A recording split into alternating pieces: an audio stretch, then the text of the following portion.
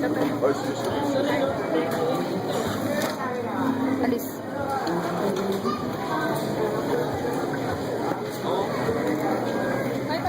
Ate, anong pangalan po nung binili niya?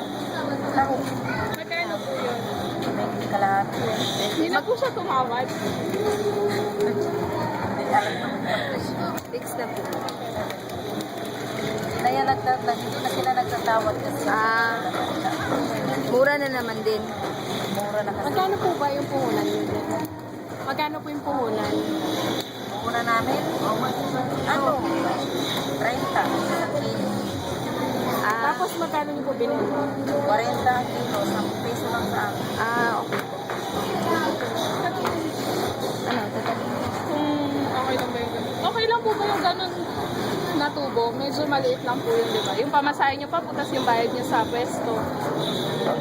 Marami naman kami paninday. Nababawi niyo po sa dami ng pwesto. Mababawa. At saka marami naman kami mga tao. Sige po. Salamat. Salamat po. Na mainit. Nakaka-1,000 din yun. Sige po. Sige po, Salamat.